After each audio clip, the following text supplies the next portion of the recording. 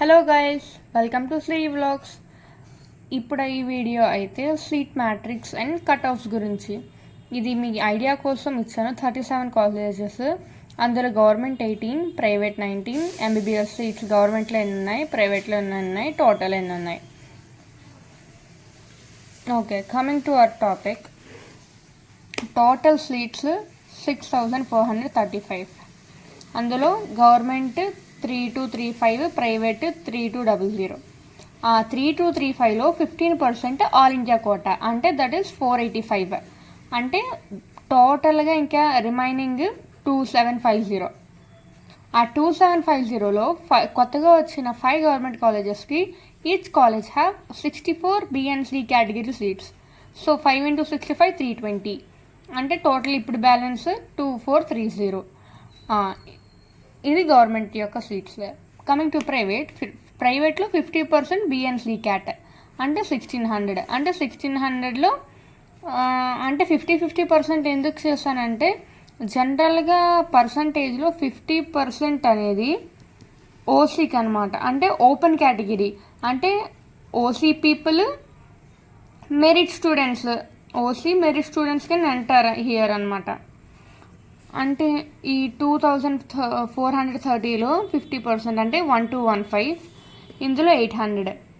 అంటే టోటల్గా 2,015 మెంబర్స్. అంటే ఓసీ సేఫ్ ర్యాంక్ 2,015 అనమాట.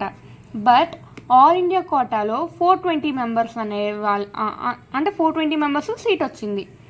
సో 420 మెంబర్స్లో ఇప్పుడు ఆల్ ఇండియా కోటాలోని వాళ్ళకి రంగరాయ వచ్చింది అనుకోండి, ఆ మార్క్స్తో స్టేట్ కోటాలో వారికి ఆంధ్ర మెడికల్ కాలేజ్ వస్తుంది. సో కాబట్టి if half of the members have gone to AIQ, then the expected rank is 2,215.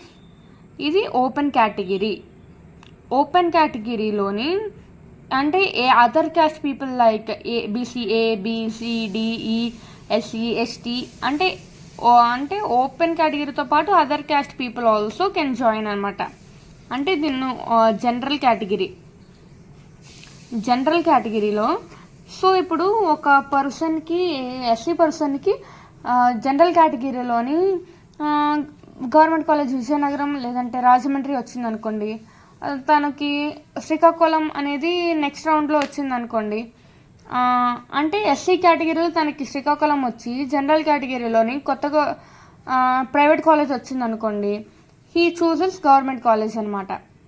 So అలాగా ఒక 200 మెంబర్స్, అంటే అందుకని -5 వేసాను అనమాట. అంటే అన్ని మెంబర్స్ ఏవైనా జంప్ అవుతాయి. సో ఓసీ కేటగిరీకి అయితే 596 అనేది కట్ ఆఫ్ రావచ్చు. మిగతా క్యాస్ట్ల వాళ్ళకి అంటే ఓసీ, BCD సేమ్ నియర్లీ ఉంటాయి. సో అందుకని 583 దగ్గరలో వస్తుంది. అండ్ అదర్ కేటగిరీస్ వాటికైతే దీని మీద డిపెండ్ అవుతుంది. అంటే number of people appeared for the exam బట్టి డిపెండ్ అయి ఉంటుంది. Like seat matrix, there are many other factors. అంటే ఆ పర్సన్ అనేది జనరల్ కేటగిరీలో ఆప్ట్ చేసుకుంటారా, లేదంటే క్యాస్ట్ కేటగిరీ ఉంటుంది కదా, అంటే OC rank, ST category rank, అంటే there are many factors influencing అనమాట. అంటే AIQలో ఎంతమంది వెళ్ళారు, మెరిటోరియస్ ర్యాంక్లో ఎంతమంది వెళ్ళారు, there are other factors. And expected cut off వచ్చేసి ఇదనమాట.